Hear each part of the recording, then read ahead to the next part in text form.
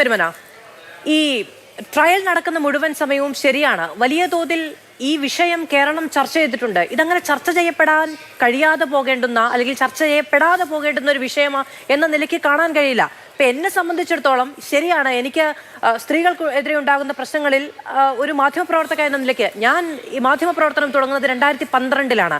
2012 ആ ഒരു മാധ്യമ വിദ്യാർത്ഥി എന്ന നിലയ്ക്ക് എന്നെ ഏറ്റവും കൂടുതൽ ഹോണ്ട് ചെയ്തിട്ടുള്ള ഈ മാധ്യമപ്രവർത്തനം തുടരാമെന്ന തീരുമാനം തന്നെ ഉണ്ടാകുന്നത് നിർഭയ സംഭവവുമായി ബന്ധപ്പെട്ടാണ്.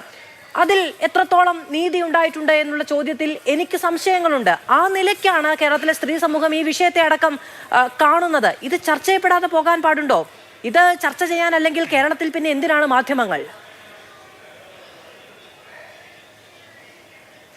ഞാൻ നേരത്തെ പറഞ്ഞതിൽ നമ്മൾ തമ്മിലുള്ള ഒരു പേഴ്സണൽ ചർച്ചയാക്കി എടുക്കേണ്ട. ഞാൻ ഏതെങ്കിലും രീതിയിൽ അത് ഹേർട്ട് ചെയ്തിട്ടുണ്ടെങ്കിൽ താങ്കളുടെ ഒരു ആ രീതിയിൽ ഞാൻ നിരുപാധികം എന്താണ് സോറി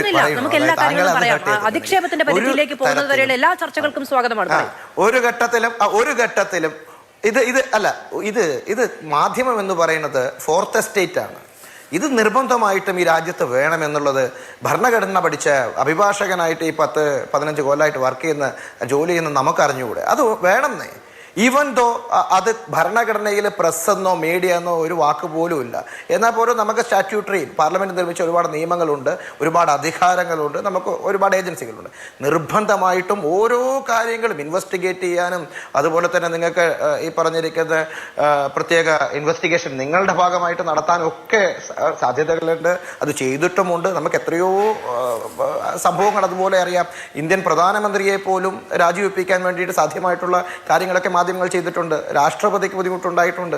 അങ്ങനെയൊക്കെ ഉണ്ടല്ലോ. അപ്പോൾ അത് വേണം എന്ന് തന്നെയാണ് എൻ്റെ അഭിപ്രായം. ബട്ട് അതിനൊരു ഒരു സർട്ടൻ എക്സ്റ്റെൻറ്റ് ഉണ്ട്, ഒരു പരിധിയുണ്ട്, ഒരു വേലിക്കെട്ടുണ്ട്. അതാണ് 1902 പറഞ്ഞിരിക്കുന്ന റീസണബിൾ റെസ്ട്രിക്ഷൻ. നമുക്ക് ആ മാധ്യമ ചർച്ചകളിലേക്ക് മാറ്റി വെച്ചിട്ട് ഞാൻ ഇതിലേക്ക് വരാം. ഇതിനു മുമ്പ് എൻ്റെ ഒരു ലേഡി പാനലിസ്റ്റ് പറയുന്നത് കേട്ടു, ബച്ചൻ സിംഗ് കേസ്. യെസ്, അതൊരു ലാൻഡ്മാർക്ക് കേസാണ് ബച്ചൻ സിംഗ് കേസ്. ആ ബച്ചൻ സിംഗ് കേസിലാണ് മാധു വളരെ കൃത്യമായിട്ട് എങ്ങനെയാണ് ഒരു ആളെ കൺവിക്ഷനിലേക്ക് വരുമ്പോൾ അതൊരു ഡെത്ത് പെനാൽറ്റിയോ ലൈഫ് ഇംപ്രിസൺമെൻറ്റോ അല്ലെങ്കിൽ ഒരു റിഗ്രസ് ഇംപ്രിസൺമെന്റ് അതൊരു 10 വർഷത്തിലോ കൂടുതലാണെന്നുണ്ടെങ്കിൽ എങ്ങനെയാണ് ട്രീറ്റ് ചെയ്യുന്നുള്ളത് എന്നുള്ളതിന്റെ കൃത്യമായിട്ടുള്ള മാർഗദർശനങ്ങൾ കൊടുത്തിട്ടുള്ള ഒരു കേസാണ് സുപ്രീം കോടതിയുടെ ബച്ചൻ സിംഗ് കേസ്. 1980-ലോ 83-ലോ ആണെന്ന് എനിക്ക് തോന്നുന്നു, എനിക്ക് കൃത്യമായിട്ട് വ്യക്തമല്ല. എന്നാൽ പോലും അതിൽ പറഞ്ഞിരിക്കുന്നത്, നിങ്ങൾ ഒരു കേസിൽ ഒരു കൺവിക്ഷനിലേക്ക് വരുമ്പോൾ കോടതികൾ പരിഗണിക്കേണ്ടത് അഗ്രിവേറ്റിംഗ് ഫാക്ടേഴ്സ് മാത്രമല്ല, അഗ്രിവേറ്റിംഗ് സർക്കംസ്റ്റാൻസസ് മാത്രമല്ല, അതിൻ്റെ മിറ്റിഗേറ്റിംഗ് ഫാക്ടേഴ്സ് കൂടെ പരിഗണിക്കണം എന്നുള്ളത്. ഇന്ന് ഈ ഓപ്പൺ കോടതിയിൽ ഹണിയം വർഗീസ് എന്ന് പറയുന്ന സെഷൻസ് ജഡ്ജ് പറഞ്ഞ അതിൽ രണ്ടുമുണ്ട്. ഞാൻ ഇതിൻ്റെ അഗ്രിവേറ്റിംഗ് ഫാക്ടേഴ്സും മിറ്റിഗേറ്റിംഗ് ഫാക്ടേഴ്സും കൃത്യമായി പരിഗണിച്ചിട്ടുണ്ട്. എന്താണ് അഗ്രിവേറ്റിംഗ് ഫാക്ടേഴ്സ്? അതായത് എന്താണ് ഇയാളുടെ ഒരു ആറ്റിറ്റ്യൂഡ് ഇത് ചെയ്യാൻ വേണ്ടിയിട്ടുള്ളതാണ്, അല്ലെങ്കിൽ ഇയാൾക്കൊരു ഇൻറ്റൻഷൻ ഉണ്ടായിരുന്നു ഇങ്ങനെ ചെയ്യാൻ, അയാൾക്ക് ഇങ്ങനെ ഒരു മോട്ടീവ് ഉണ്ടായിരുന്നു എന്നുള്ളതാണ് aggravating factors. That has to be proved in court. കോടതിയിൽ അത് രേഖകളുടെയും തെളിവുകളുടെയും തൊണ്ടികളുടെയും അടിസ്ഥാനത്തിൽ പ്രൂവ് ചെയ്യണം, സാക്ഷിമൊഴികളുടെ അടിസ്ഥാനത്തിൽ പ്രൂവ് ചെയ്യണം. That is aggravating fact. And നമ്മൾ മിറ്റിഗേറ്റിംഗ് ഫാക്ടേഴ്സിനെ കൂടെ സർക്കംസ്റ്റാൻസസിനെ കൂടെ പരിഗണിച്ചു വേണം ഓരോ വിധിയും ഇത്തരത്തിൽ പറയാനെന്ന് ബച്ചൻ സിംഗ് കേസ് പറയുന്നുണ്ട്. അതാണ് ലാൻഡ്മാർക്ക്, ഇപ്പോഴത്തെ മാർഗനിർദ്ദേശം. എന്താണ് മിറ്റിഗേറ്റിംഗ് ഫാക്ടേഴ്സ്? മിറ്റിഗേറ്റിംഗ് ഫാക്ടേഴ്സ് എന്ന് പറഞ്ഞു കഴിഞ്ഞാൽ എങ്ങനെയൊക്കെ ഈ ഒരു എക്സ്ട്രീം പണിഷ്മെന്റ് കൊടുക്കാതെ ഇതിനെ ലഘൂകരിക്കാൻ വേണ്ടി പറ്റുമെന്നുള്ളത്. അതുകൊണ്ടാണല്ലോ നമുക്കൊരു കസ്റ്റമുള്ളത്, ഒരു നിയമമുള്ളത്. അവസാനം 8-ാം തീയതി ഇതിന്റെ വിധി പറഞ്ഞിട്ടും കുറ്റക്കാരാണെന്ന് കണ്ടെത്തിയിട്ടും 12-ാം തീയതിയിലേക്ക് വേണ്ടി ഇത് വെച്ചിട്ടുള്ളത്. അന്ന് ചോദിച്ചു നിങ്ങൾക്ക് എന്താ പറയാനുള്ളത്, എങ്ങനെയാണുള്ളതെന്നൊക്കെ. അപ്പം ഈ മിറ്റിഗേറ്റിംഗ് ഫാക്ടേഴ്സിൽ ബച്ചൻ സിംഗ് കേസിൽ സുപ്രീം കോടതി പറഞ്ഞ കാര്യമാണ് ഏറ്റവും ആദ്യം പ്രായം, രണ്ടാമത് അവരുടെ സാമൂഹിക പശ്ചാത്തലം, മൂന്നാമത് കുടുംബ പശ്ചാത്തലം, നാലാമത് സാമ്പത്തിക പശ്ചാത്തലം, അഞ്ചാമത് വിദ്യാഭ്യാസ പശ്ചാത്തലം, ആറാമത് ഇതിനൊക്കെ അപ്പുറത്തേക്ക് അദ്ദേഹത്തിന്റെ കറന്റ് സ്റ്റാറ്റസ്, അതായത് അവരുടെ കുടുംബം ജീവിക്കുന്ന സ്റ്റാറ്റസ്. ഇതൊന്നും അറിയാത്ത ആളുകളല്ലല്ലോ പിന്നെ പ്രതിഭാഗം വക്കീലന്മാർ. പ്രതിഭാഗത്തിന് എല്ലാ വക്കീലന്മാരും അതുകൊണ്ടാണ് ഇക്കാര്യങ്ങൾ അവിടെ പറഞ്ഞിട്ടുള്ളത്. അത് മാത്രം കേട്ടിട്ട് കോടതിക്ക് തീരുമാനിക്കേണ്ട. കോടതിക്ക് ഇവരുടെ ഈ മിറ്റിഗേറ്റിംഗ് ഫാക്ടേഴ്സ് പരിഗണിക്കണം.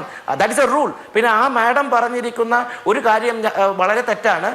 ഈ rarest of the rare doctrine ഒരിക്കലും ഈ പറഞ്ഞിരിക്കുന്ന ജീവപര്യന്തത്തെ ബാധിക്കുന്നില്ല. ബച്ചൻ സിംഗ് കേസിൽ പറയുന്നുണ്ട്, അതിനുശേഷം സുനിൽ സിംഗ് കേസിലും പറയുന്നുണ്ട് വളരെ കൃത്യമായിട്ട് ജീവപര്യന്തം ആണ് റൂള് എന്ന് പറയുന്നത്. ജീവപര്യന്തം ആണ് റൂള്. ഡെത്ത് പെനാൾട്ടി കൊടുക്കുമ്പോൾ you have to specifically reason.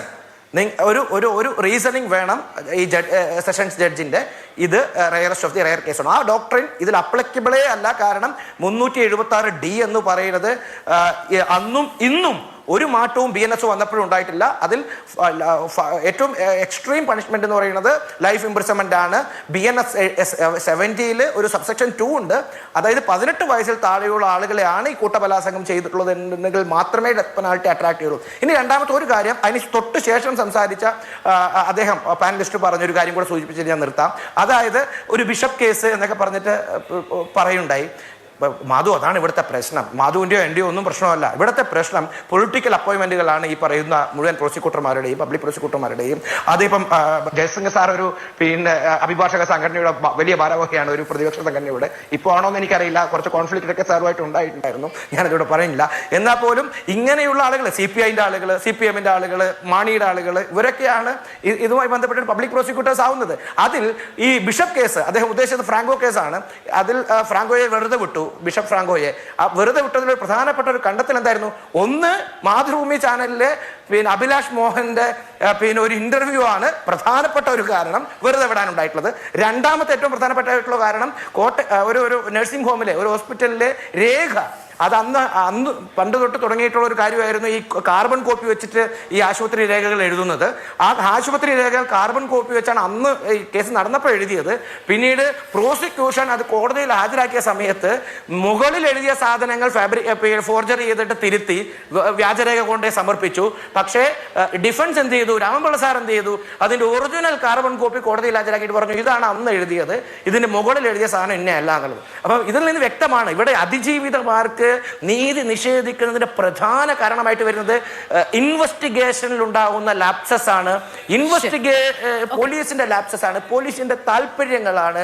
അതുപോലെ തന്നെ ഈ പ്രോസിക്യൂഷന്റെ വലിയൊരു പരാജയം ഇതുമായി ബന്ധപ്പെട്ടിട്ടുണ്ടെന്നുള്ള ഈ കഴിഞ്ഞ ദിവസങ്ങളിലൊക്കെ ചൂണ്ടിക്കാണിച്ച ഒരു കാര്യം എന്ന് പറയുന്നത്, അത്യാവശ്യം മുടക്കാൻ കാശും B രാമൻപിള്ളയും ഉണ്ടെങ്കിൽ എന്തും ഏത് ക്രിമിനലിനും ഊരിപ്പോകാൻ കഴിയുന്ന സാഹചര്യമുണ്ടോ എന്നൊക്കെ പലരും ചോദിക്കുന്നത് കണ്ടിരുന്നു സാമൂഹ്യ മാധ്യമങ്ങളിലൊക്കെ. അതിലിപ്പോ നമുക്ക് പ്രത്യേകിച്ച് ഒന്നും ചെയ്യാൻ കഴിയില്ല. വക്കീലന്മാർക്ക് തന്നെ ഒരേ നിയമത്തിലും ഒരേ കേസിലും രണ്ട് അഭിപ്രായമാണ്. വാദം അങ്ങനെ തുടരട്ടെ, ഞാൻ വരാം.